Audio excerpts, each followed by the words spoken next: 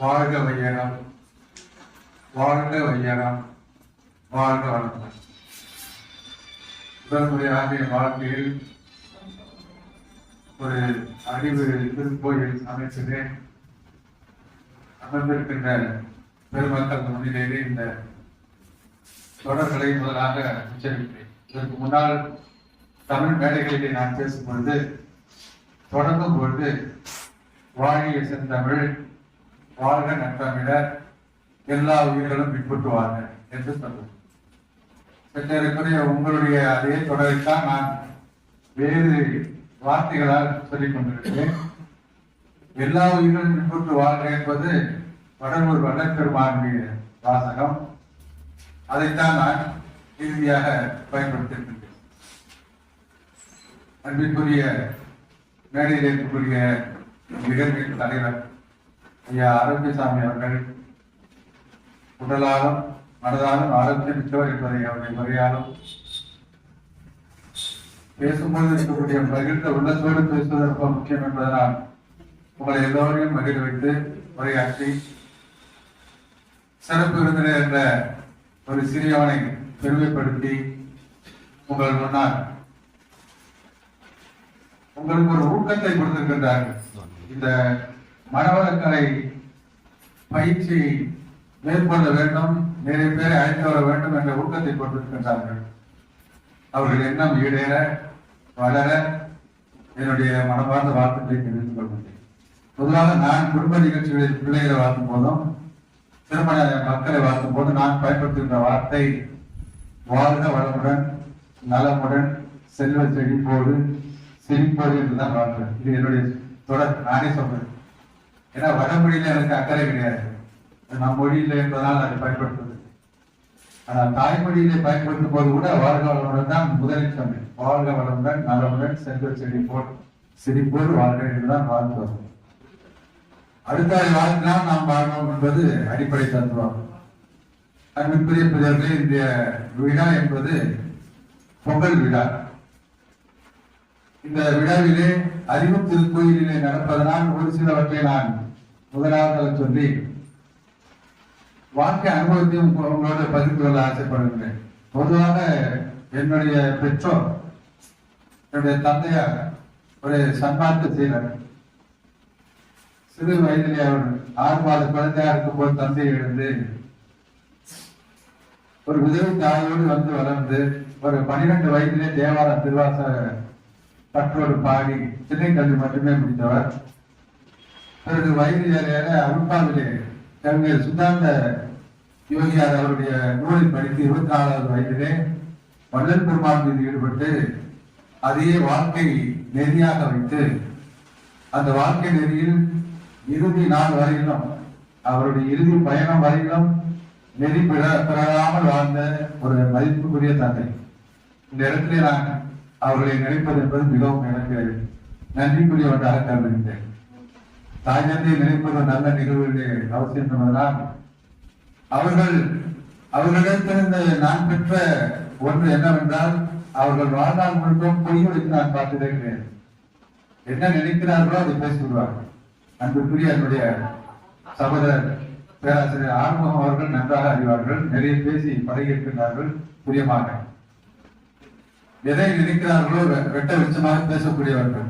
அவர்கள் வள்ளல் பெருமான் நெறியிலே தன்னுடைய கடைசி 15 ஆண்டுகள் அதிகமாக சன்மார்க்க உரையாற்றி தனது இறுதி நாளை முடித்துக் கொண்டார்கள்.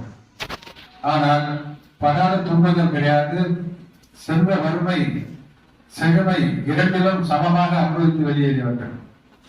இதை நான் குறிப்பிடுவதற்கு காரணம், எந்த ஒரு நெறியை ஏற்றாலும் அந்த நெறியில் இருக்கக்கூடிய இன்பம் துன்பம் இரண்டையும் சமமாக பாதிக்கின்ற மனதை நாம் பெறுவது மிக முக்கியம். அவர்கள் கடைபிடித்த நெறிகளிலே முக்கியமானது புலால் மறுத்தல். வள்ளல் பெருமானுடைய வழியிலே புலால் மறுத்தல். எனவே இல்லத்திலே எங்களுடைய 5 பிள்ளைகளுக்கும் இந்த புலால் உணவை அவங்க அறிமுகப்படுத்தவே இல்லை. 5 பிள்ளைகளும் இதனால் வரையிலும் புலால் உணவு உண்டது கிடையாது. என்னுடைய அகவை 71. நான் என்ன கோழி முட்டை கூட சாப்பிட்டது கிடையாது. ஆனால் எனக்கு இருந்த வாய்ப்பு வேற யாருக்காவது கிடைத்திருந்தால் என்னை விட 2 பங்கு பெரிய உடலாகவும் பருமனாக வாழ்ந்திருப்பார்கள், மகிழ்ச்சியாக இருந்திருப்பார்கள். காரணம், நான் முதலில் பணியாற்றியது ஒரு இஸ்லாமிய பள்ளிக்கூடம். அங்க பிரியாணி சட்டி வைக்காத நானே கிடையாது. பள்ளிக்கூடத்துக்கே வாசனை வரும், பிரியாணி வாசனை வரும். அந்த மரபு என்ன முதல் அழைப்புதலை ஆசிரியர்களுக்கு தான் கொடுப்பாங்க. அப்படி வரும்போது என்னை அழைப்பார்கள். நான் முதல்ல போனபோது தெரியாம போய் உட்கார்ந்தேன். உட்கார்ந்து எல்லாரும் பரிமாறிருக்காங்க. நமக்கு முன்னாடி தெரிஞ்சாதானே சுடுகாடு தெரியும் என்பது போல போய் உட்கார்ந்து கையிலே வச்சுட்டேன். ஆனா தொட்ட உணர்ச்சியிலே ஒரு வித்தியாசம் இருந்தது. இது ஏதோ நமக்கு பழக்கமில்லாத உணவா இருக்குதுன்னு சொல்லிட்டு பக்கத்தில் கேட்டேன். சாப்பிடுங்க சார், அதுதான் கறி பிரியாணி தான். கறி பிரியாணி கூட இல்ல, இந்த புலவு சோறு ஊற்றி அந்த தாட்சா அதுல இருக்கக்கூடிய கறி. நான் சாப்பிட மாட்டேன், மன்னிச்சுங்கன்னு சொன்னேன். இது கேட்ட உடனே இருந்து உபசரிப்பார்கள். உடனே ஒரு பதக்கம் வந்து, சார் நீங்க இங்க வாங்க, தனியா அழைச்சு போய் அறையில உட்கார வச்சு அந்த நெய் சோறை கொடுத்து அதுல வாழைப்பழத்தை போட்டு பாலை ஊற்றி சர்க்கரை போட்டு இதையாவது சாப்பிட்டுங்கன்னு முதல்ல சொன்னார். அதுதான் எனக்கு தெரிந்து அவர்கள் உபசரித்த முதல் சைவ உணவு. ஆனால் நான் வெளியேறுகின்ற 13வது வருடம் சரி, இன்றைக்கு நாளைக்கு திருமணம், ஒரு தொழில் இஸ்லாமிய திருமணத்தை நான் பேச இருக்கின்றேன். அங்கு உள்ள விருந்து வரைக்கும் அந்த சைவ உணவு தான் பரிமாறுகிறார்கள். அவர்கள் இஸ்லாமியர்கள். ஆனால் என்னுடைய சைவத்தை மனதார ஏற்று எனக்கு படித்திருக்கின்றார்கள். இதுல இருந்து நாம் பெருந்த தந்தை காட்டிய வழியை பின்பற்றுதான் யாரும் தோற்று விடுவது கிடையாது. வள்ளல் பெருமான் வழியில் சென்றதால் யாரும் தோற்று விட போவது கிடையாது. நான் அந்த வழியிலிருந்து வந்ததனால் என்ன தோற்று விட்டேன் என்றால் வெற்றி தான் நிறைவேற்றி இருக்கிறேன். எனவே அந்த ஊர்லயும் நான் சைவம் தான். அதை விட கொடுமை சிங்கப்பூரிலே அந்த பாம்பு நத்தை ஊர்வன பரப்பனை என்ன இருக்கோ எல்லாருக்கும் என் கண்ணு முன்னாடியே உட்கார்ந்து ஒரு நத்தை இருக்குன்னா நத்தை கடந்து உட்கார்ந்தக்கூடிய அந்த சதையை எடுத்து ஒரு திரவத்தில் நடந்து கடந்துங்கிற மாதிரி தின்னு கொடுப்பாங்க. கண் திறந்துதான் இருக்கும், மனம் மட்டும் அது வெறுத்தபடி இருக்கும், போய் வாழ்ந்து கொண்டிருக்க வேண்டும். அதனால அந்த நாட்களிலும் சைவத்தை நான் விடுவது இல்லை. நேராக ஒன்று சொல்ல வேண்டுமானால், நம்மள சைவம் என்பது சில குடும்பங்கள்ல சொல்லுவார்கள், நான் செவ்வாய்க்கிழமை சாப்பிட மாட்டேன், நான் வெள்ளிக்கிழமை சாப்பிட மாட்டேன், சிலர் சனிக்கிழமை சாப்பிட மாட்டேன், சிலர் பௌர்ணமி என்னைக்கு சாப்பிட மாட்டார்கள், சிலர் அமாவாசை என்று சாப்பிட மாட்டார்கள். ஒட்டுமொத்தமா எல்லா நாளும் சாப்பிடாம இருந்துடலாம். ஆனாலும் மனசு கேட்காம தான் ஒவ்வொரு நாளா நான் இன்னைக்கு செய்வோம் இன்னைக்கு செய்வோம்.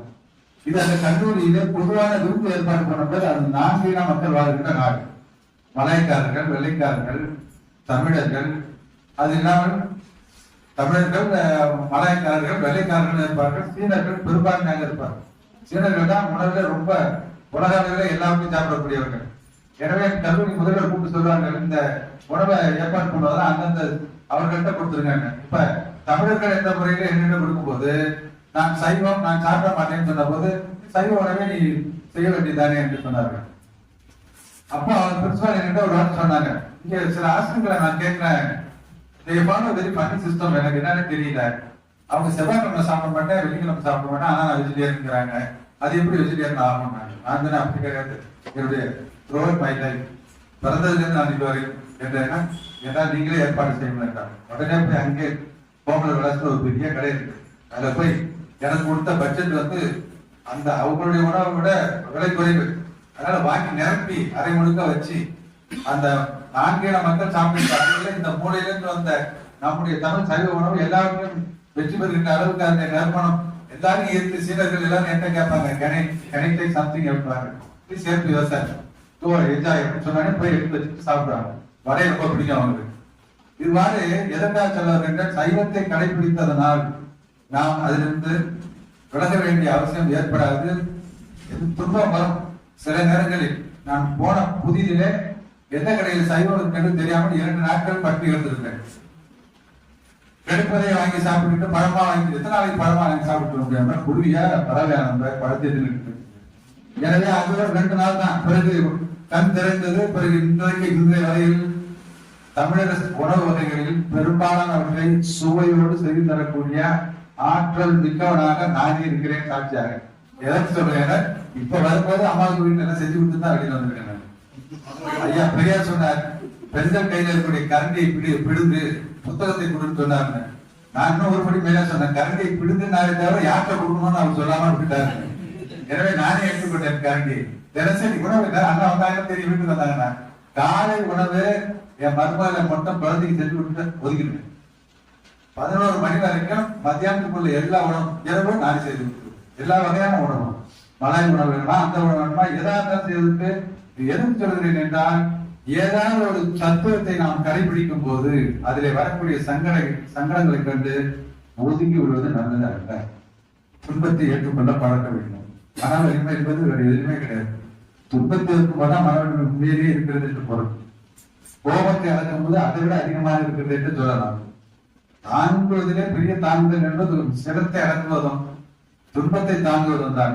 மனவளக்கலையில் இந்த இரண்டு ஆன்மாவை நாம் தொட்டு விட்டோம் என்றால் வாழ்க்கையில் நிம்மதியும் அமைதியும் பெற முடியும், உலகம் அமைதி பெறும். அருட்தந்தை அவர்களுடைய நூலை அருள்கூடிய சகோதரர் அவர்கள் இடத்தில் நேற்று இங்கு சிறப்புரை ஆற்ற வேண்டும். எனக்கு ரொம்ப அச்சம் என்னவென்றால் மனவளக்கலை பயிற்சியில உங்களுக்கு இருக்கக்கூடிய அனுபவம் எங்கள் சங்கரையா போன்றவர்கள் பெற்றிருக்கிற அனுபவங்களும் அதிகம் எங்களுக்கெல்லாம் கிடையாது. வகுப்பறை நிர்வாகத்தோடு சரி, பேசாதே, உட்காரு, இந்த பக்கம் போ, சட்டையை ஒழுங்கா போடு, தலையை ஒழுங்கா செய்ய, இப்படியே வாழ்க்கை நடத்தி இந்த தப்பு செய்யாதே, அந்த தப்பு செய்யாதே, செய்யாதேங்கிறதே எங்கள் வாழ்நாள் கடந்து வந்து விடுகிறோம். நீங்கள் இதை செய் என்று கற்றுக் கொடுக்கிறீர்கள் ஒவ்வொன்றாக. எனவே இது எங்களுக்கு நேர்மாறான ஒரு வகுப்பறை, மாறான வகுப்பறை, மக்களை உயர்த்துகின்ற, மனதை வலிமையாக்குகின்ற அருமையான ஒரு பயிற்சி நிலையம் என்பதனால் இது பேசுவதற்கு மிக அச்சப்பட்டேன். நான் இருந்தாலும் என்னுடைய அனுபவத்திலிருந்து ஒன்றிரண்டை சொல்லி உங்களுக்கு வந்து என்னுடைய பணியை நிறைவு செய்யலாம் என்று நினைக்கிறேன். வந்தவுடன் நீங்கள் எல்லாரும் எழுந்து நின்று வாழ்க வளமுடன் சொல்லும் பொழுது உண்மையிலே பேசி கட்டு போனேன் நான். ஏனென்றால் வசவுகளால் நிறைந்தது இந்த உலகம். பாராட்டுதல் என்பதும் புகழ்கள் என்பதும் மிக மிக குறைவு. ஒரு மனிதன் காலையிலிருந்து மாலை வரை எத்தனை மனிதர்களை சந்தித்தார்களோ அவர்கள் நேரில் பேசுவது, ஆனால் அவர்கள் மனம் பேசியது வேறாக இருக்கும். அந்த ஓசை நமக்கு காதில் வந்தால் அந்த உலகத்தில் இருக்க யாருக்குமே வாய்ப்பு இல்லாமல் போகும். நல்ல வேலையாக மன ஓசை என்பது உள்ளே இருக்கிறது. வாயில் பேசுவது நல்லதாக இருக்கிறது. ஆனாலும் மனம்தான் இந்த தவறை செய்கிறது என்பதால் தான் மனதை வளப்படுத்த வேண்டும் என்று உள்முகமாக அக விசாரணையிலேயே வளர் பெருமானும் சரி, நம்முடைய அருட்தந்தை அவர்களும் அகத்திலேயே அந்த மாற்றத்தை கொண்டு வர வேண்டும் என்று வலியுறுத்தி வந்திருக்கின்றார்கள். சகோதரர் ஆர்வம் அவர்கள் நான் வருவதற்கு முன்னால் எதற்கும் இருக்கட்டும் என்று ஒரு புத்தகத்தை எழுதி கொடுத்துட்டு வந்தார். ஏனென்றால் நான் தலைப்பு மாதிரி வேற ஏதாவது சினிமா கதையை பேசிவிட்டு போயிருந்தால் நோக்கம் நிறைவேறாது என்பதால் கொடுத்தார். வெளியே அருமையான வாய்ப்பு. அதை சொல்லும் போது கூட வற்புறுத்தினால் எங்க புத்தகத்தை போட்டு வரணும்னு பயணிட்டு சும்மா ஒரு பார்வை பார்த்துக்கலாம். சும்மா ஒரு பார்வை பார்க்கிற மாதிரி இல்லை. உட்கார்ந்து திருப்பி அதை சிந்திக்க வேண்டிய ஒரு நூலாக இருக்கிறது. இருப்பினும் கூட்டத்தில் அதிகமாக நான் சொல்ல நேரம் இல்லாத காரணத்தால் இதனுடைய கடைசி பக்கத்திலே வேதாத்திரியம் என்ற கோட்பாடுகளை கொடுத்திருக்கிறார். அந்த பெரிய எழுத்துக்களை கொடுத்திருக்காரு. ரொம்ப முக்கியம். ஒரு புத்தகத்தை வந்து don't judge a book seeing at ஜாக்கெட்னு சொல்லுவாங்க. அது ஒரு மேல அட்டையை பார்த்துட்டு இது நல்ல புத்தகம் சொல்லக்கூடாதுன்னு. அப்படி அல்ல, பின்ன அட்டையை பார்த்தாலும் கூட இந்த நூல் மிக அருமையான நூல் என்பதை கண்டுபிடித்து விடலாம். போர் இல்லாத நல்லுள்ளவர், பொருள் துறையில் சம நீதி, இன்றைக்கு உலகம் பெருமளவில் போராடி கொண்டிருப்பது, நேர்மையான நீதிமுறை, தினசரி நாம பத்திரிகையில பார்க்கக்கூடிய ஒன்று. நில உலகுக்கு ஒரு ஆட்சி, த குளோபல் ரூலிங் என்பது அது வெறும் போர் கருவிகளால் ஆகக்கூடியது அல்ல, அன்பு அருள் என்ற இரண்டினால் மட்டும்தான் வரக்கூடியது. இதனால்தான் பெருமதிப்புக்குரிய இஸ்லாமிய திருநெறியிலே இறைவனை அவர்கள் சொல்லும் பொழுது அளவற்ற அருளாளன் நிகரற்ற அன்புடையவன் என்ற இரண்டு சொற்களை பயன்படுத்தினார்கள். 1400 ஆண்டுகளுக்கு முன்னால் அரபு நாட்டிலே மிகவும் காட்டுமிராண்டித்தனமான பிற்போக்கான மக்களிடத்திலே போர் நடத்திதான் அதிகம், அதுவும் தற்காப்பு போர் நடத்திதான் இந்த தத்துவத்தை கொண்டு வந்தார்கள். இறைவனுக்கு உருவம் இல்லாதவன், ஆனால் அவருடைய குணம் என்பது அளவற்ற அருளும் நிகரற்ற அன்புடன் என்பதுதான். பிஸ்மில்லாஹிர் ரஹ்மானிர் ரஹீம் என்று அவர்களுடைய அரபு வாசகத்தில் சொல்வார்கள். அந்த உலகுக்கோர் நில உலகுக்கோர் ஆட்சி, சீன் செய்த பண்பாடு. ஒரு பண்பாடுங்கிறதே முதல்ல பண்படுத்தப்பட்ட ஒன்றுதான். நீங்க நல்ல இந்த வார்த்தை ஒவ்வொன்றும் அருட்தந்தையுடைய வாசகத்தை நீங்கள் கவனிக்க வேண்டும். பண்படுதலே என்பதே ஒரு தகடுமுடான ஒன்றுதான். காலப்போக்கிலே பண்படுத்தி கொண்டு வருது. சீர்வு அதிகம் பார்த்தீங்கன்னா சீர் செய்த பண்பாடு என்றால் பண்பாட்டையும் சீர் செய்ய வேண்டிய ஒரு கட்டாயம் வருகிறது. எனவே நாம் தமிழர்களை பொறுத்தவரையிலும் 2000 ஆண்டுகளுக்கு முன்பு பெற்ற மிகப்பெரிய பண்பாட்டுக்குரியவர்கள் நாம். கல்வியாலும் மன அளவிலும் நாம் பெற்ற நூல்களை கூட, நீதி நூல்களை கூட, அறநூல்களை கூட உலகத்தில் வேற யாரும் பெற்றிருக்க முடியாது. அப்பேற்பட்ட இந்த உலகத்தில் மனதளவிலே நன்மை செய்ய வேண்டும் என்பதை கற்றுக் கொடுத்த நம்முடைய பண்பாட்டிற்கே சீர் செய்த பண்பாடு ஒன்றை வலியுறுத்தியிருக்கிறார்கள் அருட்தந்தை அவர்கள். சிந்தனையோ வழி வாழ்வு கட்டாயமாக நம்மை பொறுத்தவரையில் நமக்கு இருக்கக்கூடிய நீதி நூல்கள், நம்முடைய காவியங்கள் ஒவ்வொன்றுமே நமக்கு சிந்திக்கக்கூடிய, சிந்திக்க வைக்கக்கூடிய ஒன்று. ராமாயணத்திலே ஒரு காட்சி, ராமனை காட்டுக்கு அனுப்பதிலே பெரும்பங்கு வகித்தது யார் என்று பட்டிமன்றங்கள் நடத்துகின்றார்கள். வெளியில் தெரியாத, வெளியில் அன்பாக, வெளியில் தாய்மையாக என் மகன் என்று சொன்ன ஒரு தாயிடமிருந்து வந்ததுதான் ராமன் காட்டுக்கு போன காரியம். இந்த கூனி கிழவி கைகை நல்ல ஆனந்தமா பட்டிருக்கிறாங்க. ராமனுக்கு ஆசாட்சி ஒப்படைக்கலாம் அப்பா முடிவு செய்து விடுகிறார். இதை கேள்விப்பட்டவுடன் முதலில் மனம் போக்கியது கூனி. அதுக்கு ஒரு காரணம் சொல்கிறார்கள். இடம் சிறு வயதில் விளையாடி கொண்டிருக்கும் போது கவனிக்கல் கல் வைத்து அடித்த போது கூனி முதுகில போய் ஏற்பட்டுச்சு. அட பாவி என்ன இப்படி ஏன்னா பொதுவாக குறை உள்ளவர்களே அந்த குறையை சுட்டி காட்டினால் அவர்களுக்கு மிக அளவுக்கு அதிகமான கோபம் வரும், சாபம் விடுவார்கள். எனவே அட பாவி நீ நல்லா இருப்ப எனக்கு செஞ்சுட்டே பக்கத்துல வந்து திட்டாங்க அம்மாக்காரங்க. ஏன் சின்ன பிள்ளை தானே தெரியாம செஞ்சுட்டாங்க. அது கூட வாரியா சாமி ஒரு விளக்கம் கொடுத்தாரு. அவர் ராமனை கூப்பிட்டு கேட்டப்ப அவர் சொன்னாரா, நான் நல்லது தானே செஞ்சேன், கூடலா இருக்கிற முதுகுட்டம் தானே கல் விட்டேன்னு சொல்லி சொன்னாருன்னு வாரியா சாமி நகைச்சுவையாக சொல்றாங்க அந்த கதையை. பிறகு அந்த கைகை மகிழ்ச்சியாக இருக்கிறார்கள். இந்த கூனிக்கிழமை போய் அம்மா உனக்கு ஒரு பெரிய அபாயம் சூழ இருக்கிறது, ஒரு பாம்பு வினாவை பிடிக்க போறது மாதிரி துன்பம், இப்படி மகிழ்ச்சியா இருக்கிறீங்களே உனக்கு எனக்கு என்ன? அப்ப அந்த அம்மா சொல்றாங்க, ராமனை மகனாக பயந்த எனக்கு இடர் உண்டோ? ராமனை மகனாக பெற்று இருக்கிறேன், எனக்கு எங்கேயாவது துன்பம் வருமா? ஏங்கி விழுதுகிறாய் என்று கேட்டார்கள். அப்பதான் ஆரம்பிக்குது கூனியின் மந்திரையுடைய சூழ்ச்சி. காலை பிடிச்சு அனுப்பி ஒன்னொன்னா சொல்லி அவர்களிடத்தில் பொறாமையை உண்டாக்குவதற்கு ஒவ்வொன்றாக சொல்லுகின்றார்கள். அதனால் அந்த பொறாமை பற்றவே இல்லை. எப்பொழுது மனவளக்கலைக்காக சொல்கிறேன், எப்பொழுது இந்த மனதை பற்றுகிறது என்றால் அவர்களுடைய ஓட்படியாக இருக்காங்கல்ல ராமனுடைய அம்மா, ஓட்படி பெறக்கூடிய ஒரு பெரிய மகிழ்ச்சியையும் பதவியையும் சொன்ன போது மனம் சுருக்கி விடுகிறது. ராமனை மகனாகவே நினைத்துக் கொண்டிருக்கக்கூடிய ஒரு தாய் ஓட்படி நாளைக்கு அவள்தான் அரசி, அவளுக்கு தான் எல்லா மரியாதையும் கிடைக்கும், அரசனுடைய மனைவியாக அரசனுடைய என்று சொன்ன போது மனம் மாறுகிறது. சரி நான் என்ன செய்ய வேண்டும்? அந்த கூனிக்கிழவை கட்டி பிடித்து அவருக்கு முத்து மாலை வைர மாலை எல்லாம் போட்டு எனக்கு இவ்வளவு பெரிய நன்மை செய்தாய் என்று எந்த கூனிக்கிழவை வஞ்சகத்தோடு நுழையும் போது என் மகன் என்று சொன்னாங்களோ அதே ராமனை மகனாக பெற்ற எனக்கு இடம் உண்டோ என்று சொன்ன அதே வாய் மாறி தசரதனிடத்தில் சொல்லி தசரதன் உயிர் பிரிந்து இவ்வளவும் இதற்கு முன்னால் கையை ராமனிடத்திலே நீ காட்டுக்கு போக வேண்டும் என்று உங்க அப்பா சொல்லுகிறார், உங்க அப்பா சொல்லுகிறார் என்று சொன்ன போது அப்பா சொல்றான்னு சொல்லிக்கலாமா, நீங்க சொன்னா நான் என்ன போக மாட்டேன் என்று ராமன் தன் பங்கினால் மீண்டும் அதை காட்டினார். இந்த கதை வருகிறது. எனவே மனதளவில் நீங்கள் நன்றாக கவனிங்க. இந்த காவியம் உங்கள் உணர்த்திருந்த உண்மை என்றால் அழுக்காரு அவா வீடி என்ன சொல் நான்கும் இழுக்கா என்றதா. இந்த அறம் என்பது என்னவென்றால் அழுக்காது முதல்ல சொன்னது. நல்லா கவனிக்கணும். அந்த ப்ரிஃபரன்ஸ் திருவள்ளுவர் எதை சொன்னாலும் இந்த வரிசைப்படுத்தும் போது சொல்வார். இப்போ நாம ஒரு பொதுவாக மேடையில முதல்ல இருக்கக்கூடிய சிறப்பு விருந்தினர் முதல் சொல்லி எக்ஸாம்பிள் சொல்றதுன்னு ஒரு மரபு வைத்திருக்கிறோம். இப்படி அவர் சொல்லும் போது முதல்ல சொன்னது அழுக்கார் பொறாமை. அதுதான் கைகேயை கெடுத்தது. அதுதான் மனவள கலையின் முதல் எதிரியாக இருக்கக்கூடியது. எனவேதான் அழுக்காரை முதலில் நீக்க சொன்னார்கள். அவா பேராசை அதிலும் ராமாயணத்திலே ஒன்று வருகிறது. சீதை அசோகவனத்திலே ராமனின் பிரிவையும் ராமன் பெருமைகளை நினைத்து துன்பப்பட்டு சொல்லும் போது ஒரு வார்த்தை சொல்கிறார்கள்.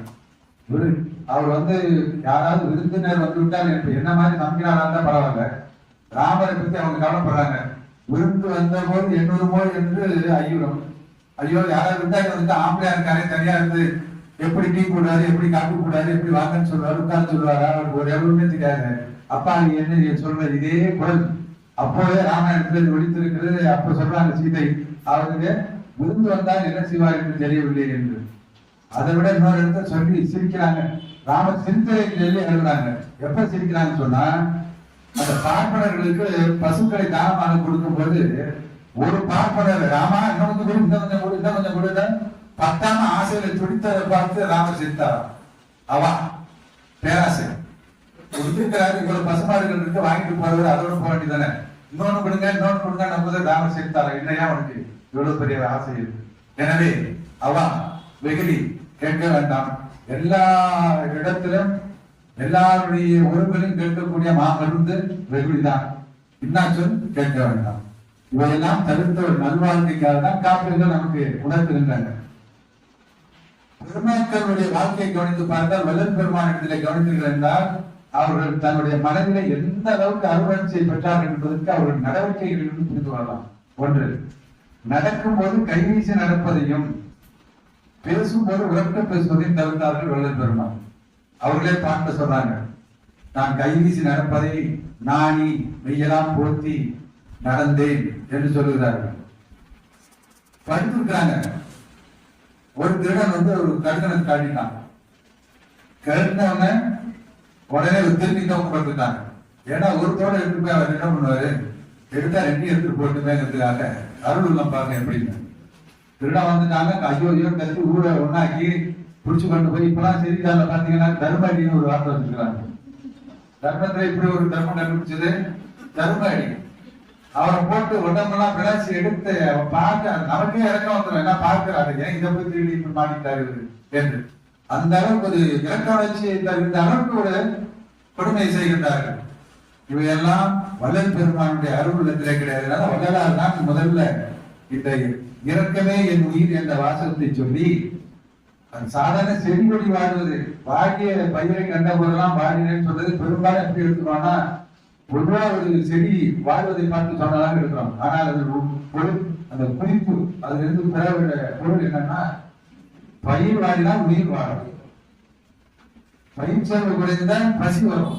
நாட்டுல நடந்தது இடைக்கால காலத்துல அவுரியை கொண்டு வந்து இங்க எங்கு பார்த்தாலும் அவுரி செடி சாயத்துக்காக பயிரிட்டு நம்முடைய பயிர் விளைச்சல் எல்லாம் குறைஞ்சு பட்டினியாகி மக்கள் லட்சக்கணக்கிலே மாட்டார்கள். லட்சக்கணக்கிலே வள்ளல் பெருமானுக்கு இந்த பசியாற்ற விரதம் தோன்றுவதற்கு அடிப்படை காரணத்துல இதுவும் ஒன்று. லட்சக்கணக்கிலே மக்கள் இறந்து அப்படியே சாலையில பிணங்களாக கிடப்பார்கள், அள்ளி குவிக்க ஆள் இல்லாமல் கிடப்பார்கள். ஒரு கொடுமையான காரணம். அப்பொழுதுதான் அவர்கள் கண்டுபிடித்தார்கள், இந்த விவசாயம் இருந்தால் இந்த பயிர்கள் செழித்தால் உயிர்கள் செழிக்கும், பசி நீங்கும் என்பது ஒரு அந்த காலத்திலே ஏற்பட்ட ஒரு கலந்த குரல். உண்மையா சொல்ல போனா வள்ளல் பெருமான் இவ்வளவு அமைதியும் அன்பும் அருணர்ச்சி உடையவர்களாக இருந்தாலும் அவர் மிக அடக்கமாக செய்த ஒரு கழகம், அருள் தந்தை செய்த ஒரு கழகம் தான். அந்த வள்ளல் பெருமானுக்கு அடுத்தபடி வந்து செய்ய வேண்டிய ஒரு கட்டாயம் அவர்களுக்கு ஏற்பட்டிருக்கிறது. இதே உயிர்ப்பிழையை பற்றி அவர்கள் எதிர்க்கின்றார்கள் போது ஒரு பத்தி இதில் வந்திருக்கிறது.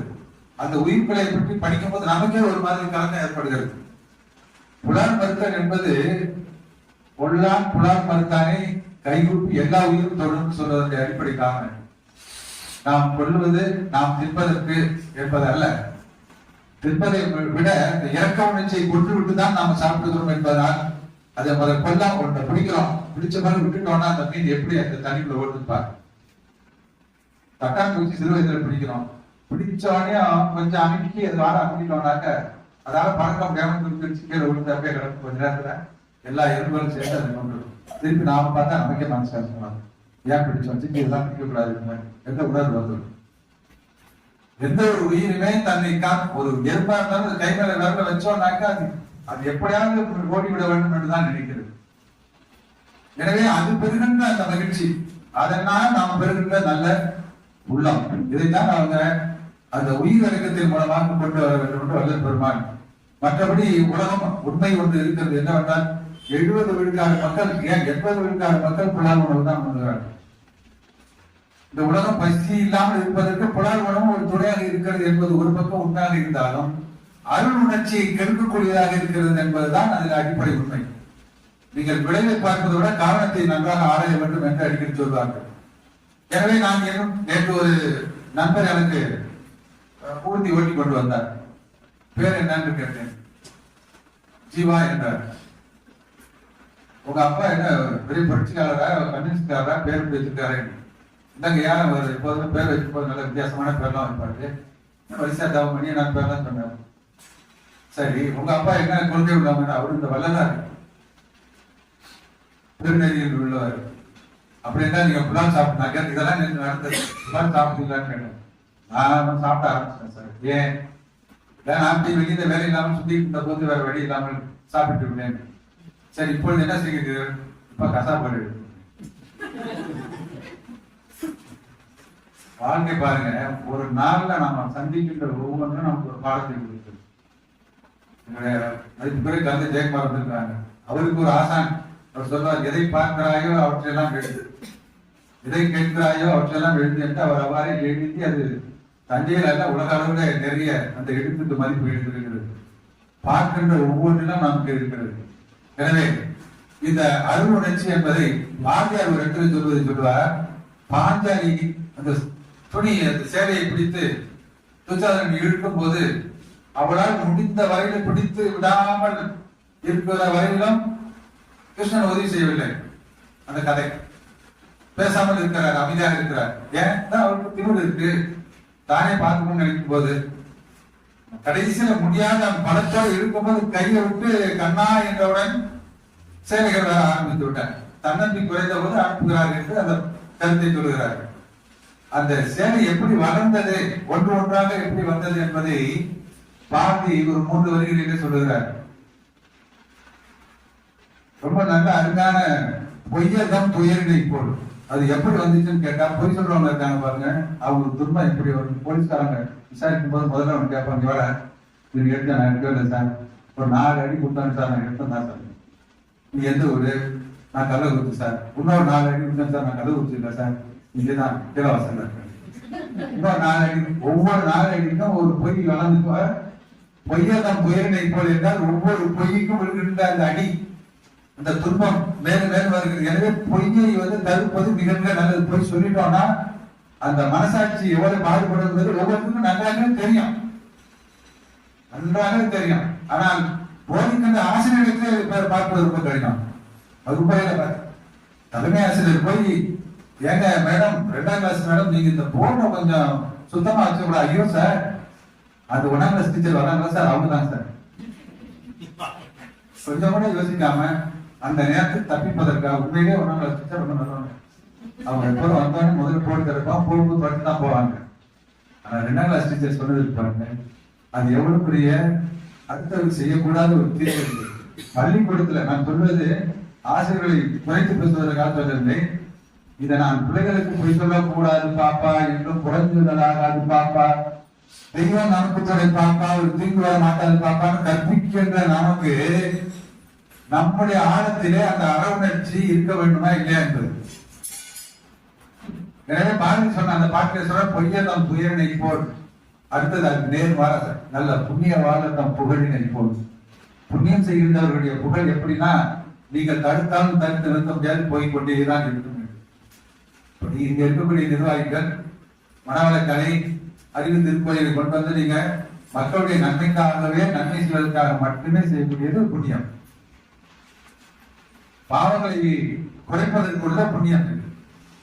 எனவே உங்களை பற்றி மற்றவர் பேசும்போது தவறாக பேசுறதுக்கு வேலையே கிடையாது. நம்மளே பேச முடியாது. முதல்ல இங்க முடிச்சுட்டு அந்த பெரிய மீட்டிங் வரவே வராது. மற்ற மீட்டிங்ல வரும். பட்டிமன்றம் அந்த கொடுத்தோம் அந்த கொடுத்தோம் அரசியல் கொடுத்து கேட்க வேண்டாம். பேசும்போது என் மதிப்புக்கும் மரியாதைக்கும் முடியாது, பேசி கீழே இறங்கணும்னு போச்சு எல்லாமே.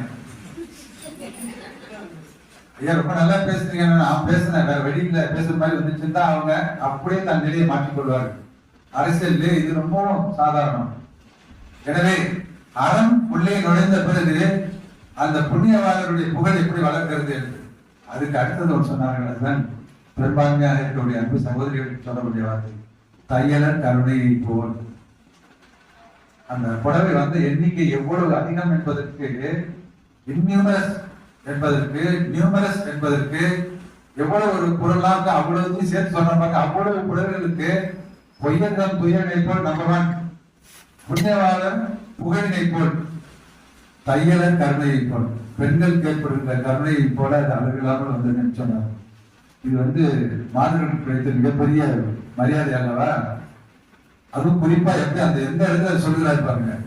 அந்த புடவை யாருக்கு கொடுக்கிறார் என்றால் ஒரு பெண்ணு, கருணையுள்ள ஒரு பெண்ணுக்கு கருணையுள்ள கடவுள் கருணை காட்டவில்லை என்றால் அந்த பொருள் என்ன என்பதுதான் பாரதி அற்புதமான பாடல். என்றைக்கு அது படித்தால் அந்த மறந்து விட்டு போகாது.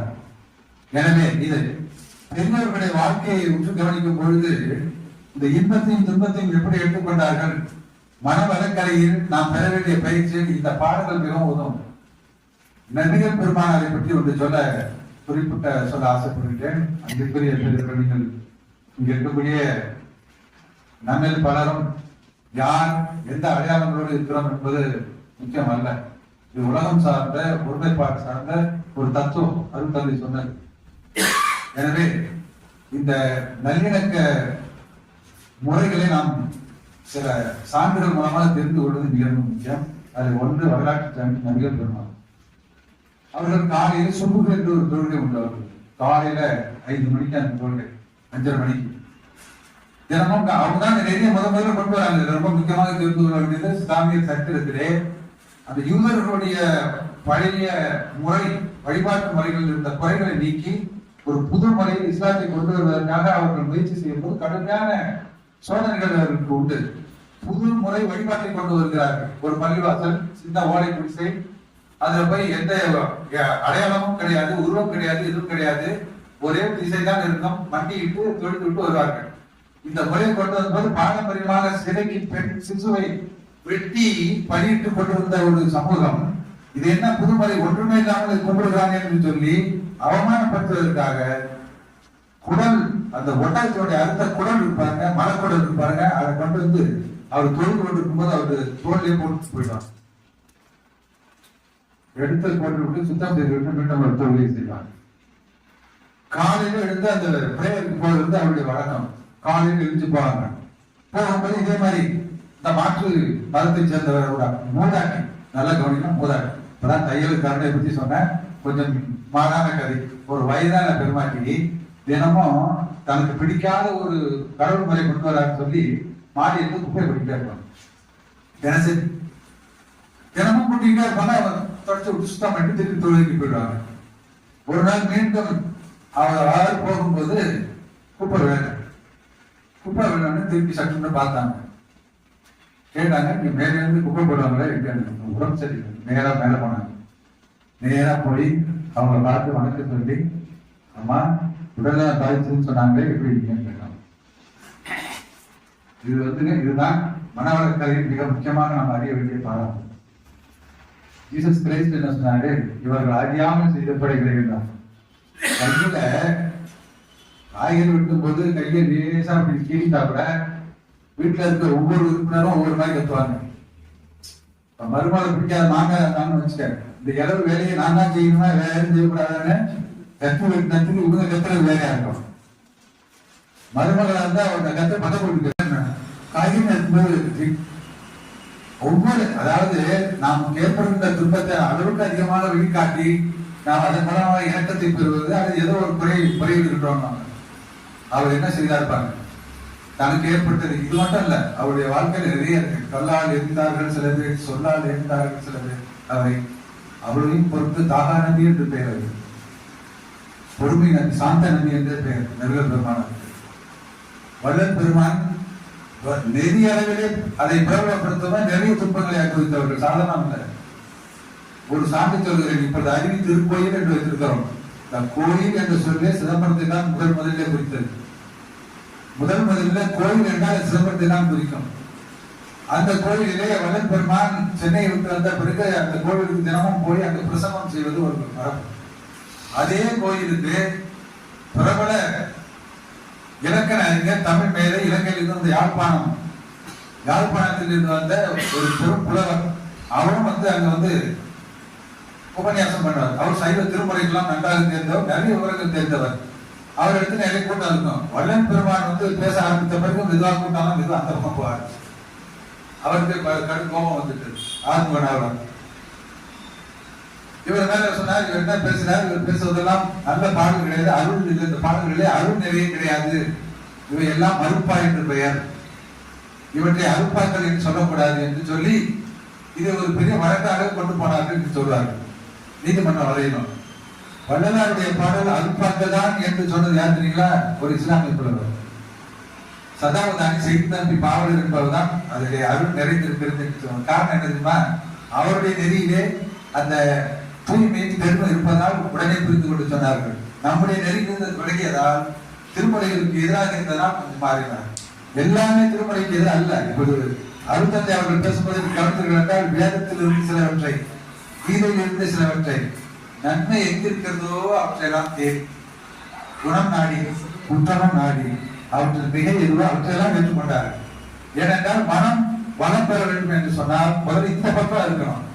ஒருத்தர் நம்ம திட்டும் போது நல்லா யோசிக்கணும், இவர் என்ன நல்லா நம்ம செய்திருக்கிறார், என்ன நல்லா செய்யவில்லை, செய்தது அதிகமாக இருந்தால் குறைவாக இருந்தாலும் திட்டணும்னு அவசியம் இல்லை. மனசு கேட்காது, திட்டினாதான் ஆறுதலாக நாயகனால 2 வார்த்தை சொல்லிருக்கேன் நினைப்போம். ஆனால் வள்ளுவர் தான் சொன்னார், மிகை எது என்று பார்த்து அதை ஆராய்ந்து அதை ஏற்றுக்கொள்கள்.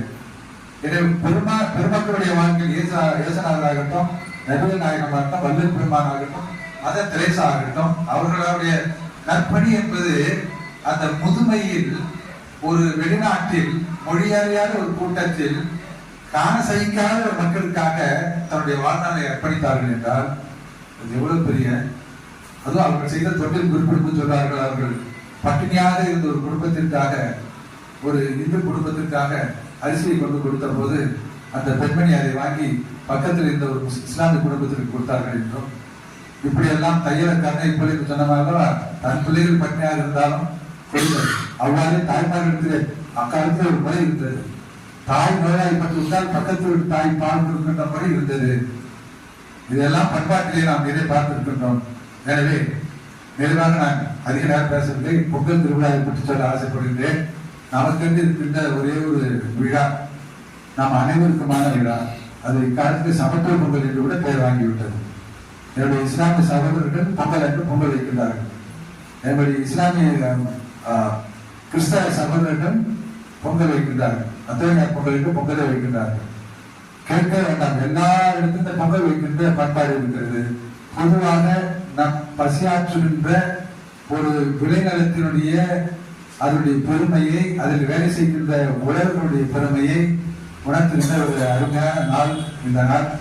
இதனை கடுமையான கடவுளெடுப்பு கொள்கையுள்ள தந்தை பெரியார் கூட தமிழர் பண்டிகை என்று கொண்டாடி பொங்கல் பண்டிகை தான் நாம் கொண்டாட வேண்டியது என்று சொல்லி இறை மதிப்பாளரையும் கொண்டாட வைத்த ஒரு பண்டிகை இந்த தமிழர் பண்டிகை, பொங்கல் திருநாள். இது இனிப்பு நிறைந்த திருநாள். இதில் சர்க்கரை பொங்கல் இருக்கிறது, கரும்பு இருக்கிறது. ஆனால் இன்றைக்கு பெரும்பாலான மக்களுக்கு இருக்கக்கூடிய நோய் என்பது பெரும்பாலான நோய் இனிப்புக்கு தேவைப்படாத நோயாக வந்துவிட்டது. நான் கூட போன கூட்டத்தில் சொன்னேன், இனிமேல் ஏதாவது பிறந்த நாளுக்கு அத்தனை மிட்டாய் கொடுக்க முடியாது, பாலக்காய் தான் கொடுக்கக்கூடிய இருக்கிறோம் என்று சொன்னார். ஏனென்றால் மக்கள் தொகை பெரும்பகுதி இந்த நோய்க்கு ஆட்பட்டதுனால. ஆனால் இந்த விழாவின் உண்மையான இனிப்பு என்பது ஒன்று ஊதி கொண்டாடுவதிலே இருக்கிறது, உறவோடு கூடி வாழ்வதிலே இருக்கின்றது என்ற அளவிலே இந்த நாள் பொங்கல் திருநாள் உங்கள் எல்லாருடைய இல்லத்திலும் மகிழ்ச்சி தர வேண்டும். உங்கள் குடும்பங்கள் நீடித்த இன்பத்தோடு மன அமைதியோடு வாழ வேண்டும். என்னை பற்றி ரொம்ப மிக அதிகமாக குறிப்பிட்டார்கள். நான் அதாவது பொதுவாக சொல்றேன், எங்களுக்கு எல்லாருமே சாதனையாளர்கள் தான். நாராயணசாமி சார் எடுத்தீங்கன்னா அது ஒரு பெரிய பட்டியலே வாசிக்கலாம். எல்லாரும் சாதனையாளர்கள் தான். ஒரு அறிமுகத்திலாக மிகையாக அதை எடுத்துக்கொள்ள வேண்டாம். மிக எளியவன் அடக்கமாக இருக்க வேண்டும் என்று நான் விரும்புகின்றவன். அந்த வகையிலே அந்த கல்லூரியிலிருந்து சிங்கப்பூர்லேருந்து வந்ததிலிருந்து நான் அழைப்பதிலெல்லாம் சிங்கப்பூர் என்று குறிப்பிடுவதை வற்புறுத்துகிறேன் நானே. ஏனென்றால் சிங்கப்பூர் ஒரு பாடம் உண்டு. 4 இன மக்களும் கூடி வாழ்கின்ற ஒரு நாடு. 4 ரேசஸ் இருக்கு, 4 மொழிகள். என்னன்னா மக்கள் மட்டும் இல்ல, இங்க அப்படி கிடையாது. நம்மள்கிட்ட இன்னும் நம்ம அடுத்த மொழியை பார்ப்பதும் கிடையாது, மதிப்பதும் கிடையாது என்ற முறை இருக்கிறது. அங்கு 4 மக்களும் தேசிய மொழியாக நம் தமிழ் இருக்கிறது. 4 மொழிகள்ல நம் தமிழ் மொழி ஒரு தேசிய மொழி. நீங்க எங்க போய் பார்த்தீங்கன்னாலும் தொடர்வண்டி நிலையத்துக்கு போனீங்கன்னாக்க 4 மொழின்னு பேர் கொண்டிருக்கும். கவலையே படலாம். திடீர்னு உங்களை மட்டும் போய் யாராவது இதுவரையும் விமானம் ஏறி வெளிநாடு போகாதவங்களை மட்டும் போய் விட்டுட்டா நீங்க யாரும் கேட்க வேண்டியது. எங்க போனாலும் பயணச்சுட்டு எல்லாம் நம்ம தமிழ் வார்த்தையும் மலையிலையும் சீனத்திலையும் இங்கிலீஷ்லயும். அதனாலதான் நம்ம பிள்ளைங்க ஐடி போற பிள்ளைங்க கஷ்டமே கிடையாது, வீட்டுல இருக்கிற மாதிரி இருப்பாங்க. அது இப்போ உள்ள ஜெனரேஷனுக்கு ஒன்றும் கவலையே கிடையாது. ஆங்கிலம் வேலை தெரியறதுனால பூந்து பிறகு அழகசிக்க சொந்த வீடு மாதிரி போயிட்டு வந்துட்டு அருமையான ஒரு நாடு. அந்த நாட்டில் இருந்து நான் இந்த பெயர் சொல்வதற்கு முக்கிய காரணம், தாய்மொழி தமிழை கற்பிப்பதற்காக எங்களை அழைத்து சென்றார். என்னை போன்ற ஒரு 60-70 ஆசிரியர்கள் அழைத்து சென்றார். அந்த குடும்பங்கள் எல்லாம் அங்க போய் சிலர் அங்கேயே குடும்பத்தோடு இருந்து விட்டார்கள். குடும்பத்தோடு அங்கே இருந்து குழந்தை குட்டிகள்லாம் அவர்களுக்கு திருமணமாக கிட்டத்தட்ட சிங்கப்பூர்களாக வாழ்ந்து கொண்டிருக்கிறார்கள். நான் தாய்மொழி தமிழை கற்று கூப்பிட்டதாலும் அதற்கு பொருள் கொடுத்து என்னை காப்பாற்றியதாலும் அந்த நாட்டை நன்றியோடு நினைப்பதற்காக தான் அதெல்லாம் மேடையில் சொல்வது சிங்கப்பூரின் பேராசிரியர், சிங்கப்பூர் இங்கேதான் ஆசிரியராக இருக்கிறாங்க. இப்ப இங்கே இருந்து சொல்லிக்கலாம், ஆனால் அந்த பெருமையை அந்த நாட்டுக்கு கொடுக்க வேண்டும் என்பதால் சிங்கப்பூரில் பணியாற்றுகிறேன் சொல்லிருக்கு. அது ஒரு முக்கிய காரணம். அது மட்டும் அல்ல, அங்கிருந்து பொருளை அள்ளி கொண்டு வந்து பொற்காசுகளை அள்ளி கொண்டு நகைகளை அள்ளி கொண்டு செட்டுப்பாட்டை அள்ளி கொண்டு அங்கிறதுக்காக சிங்கப்பூர் அல்ல நான் சொல்வது. கை நிறைய எனக்கு நான் வெளியாகும் போது கிட்டத்தட்ட 4.5 லட்சம் ரூபாய் மாதத்துக்கு இந்த சம்பளத்தை விட்டு வெளியே வந்தேன். எனவே அங்க இருக்க தோழர்களுக்கு பேச வரும்போது இப்ப கூட 31ஆம் தேதி அன்னைக்கு சிங்கப்பூர் வரலாறு நூல் வெளியிடுகிறோம், பிரசன்ட் ஆச்சு. அந்த நூலை வெளியிடுகிற ஆசிரியர் ஆண்டியப்பன் என்பவர் வெளியிடுகிறார். அதனை தொகுத்து வழங்குகிறவர் சொன்னார், கை நிறைய இருக்கிற சம்பளத்தை விட்டு வந்தார் என்று. அது மனவளக்கலை இருந்தால்தான் அது முடியும், இல்லாவிட்டால் அந்த பணத்தை விட்டு வர முடியாது. வந்து கூட சில நேரம் ஏன் வந்தோம் என்று கவலைப்படுவார்கள். இல்லை, நான் இங்க அறிவித்து போய் பேசுகிறேன் என்ற சந்தோஷம் தான் எனக்கு அதிகம் இருக்கிறதே தவிர சம்பளத்தை விட்டு வந்தேன் நான் நினைக்கவில்லை. அந்த அளவிலே நான் நிறைய உங்களிடத்துல பேசலாம். இது நீங்கள் எல்லாம் இல்லத்தரசிகள், இல்லத்தை விட்டு வந்திருக்கின்றீர்கள். எனக்கு தெரிந்ததெல்லாம் பேசிக் கொண்டிருக்கின்ற இடமும் இது அல்ல. அம்மா பேசும்போது சொன்னார்கள், காக்கா வடைத்தின கதையை சொன்னார்கள். நான் சொல்லுகிறேன், அதுல ஒரு நுணுக்கம் ஒன்று இருக்கிறது. நம்ம பிள்ளைகளுக்கு காக்கா காக்கா கண்ணுக்கு மை கொண்டு வா என்று சொல்லும்போது கொஞ்சம் யோசிக்கணும். இது திட்டு காக்கா இல்ல, அதை போய் கண்ணுக்கு மை கொண்டு வர சொல்றேன் என்று நினைக்க வேண்டும். அதுதானே வடிவத்தில் இருந்துச்சு. அதை போய் கண்ணுக்கு மை கொண்டு வர சொல்றேன், வேற ஏதாவது கொண்டு வந்துட போகுது. அதனால ஒவ்வொன்றையும் மறுபரிசீலனை செய்ய முடியாத வாழ்க்கை மாறிக்கொண்டிருக்கிறது. ஆனால் ரொம்ப சிறந்த பேச்சு. ஒவ்வொருத்தருடைய உரையும் சுருக்கமா பொங்கல் சொற்களே பார்த்தீங்கன்னா ரொம்ப வேறுபாடாக இருந்தது.